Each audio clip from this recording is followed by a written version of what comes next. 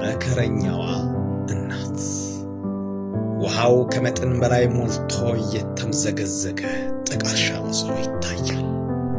በጀርባዋ ተሸክማ የምትወደውን አንዱን ፍሬ ሕፃን ልጇን፣ ነገር ግን ማዶና ወዲህ ማዶ ሆነው የወጠሩትን ገመድ ይዛ ለመሻገር እየጣረች ያለች ጀግና ብርቱ ናት።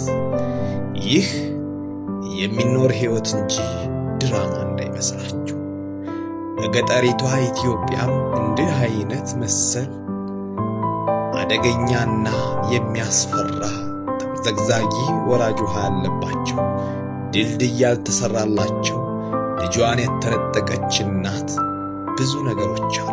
ታስታውሱ ከሆነ አብርሃም ወልዴ የሚባለው የኢትዮጵያ አይዶልስ ውድድር ላይ አንድ ግጥም ነበር። እንደውም ይሄም ግጥም ረስቼው እንጂ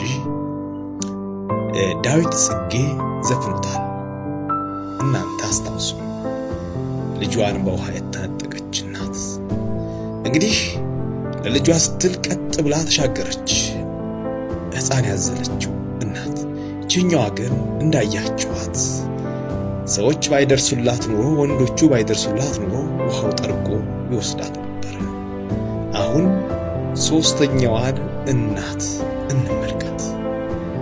እጅግ በጣም የሚያሳዝን ብዙ በዚህ አይነት ስቃይ ውስጥ ያለፉ ወይም እያለፉ እየኖሩ ያሉ ኢትዮጵያውያን እንዳሉ በጣም ግልጽ ነው። ምክንያቱም የግድ ወይ ለገበያ ይሄዱና ሲመለሱ ወደ ደጋ አካባቢ ላይ ዝናብ ዘንቦ ሊሆን ይችላል። ጎርፉ ከላይ የተምዘገዘገ ይመጣል። እዚህኛው ቦታ ላይ ፀሐይ ነው። ፀሐዩን በመሆን የሚሸወዱ ኢትዮጵያውያን እንዳሉ ብዙ ነገሮች ከዚህ በፊት ተብለዋል።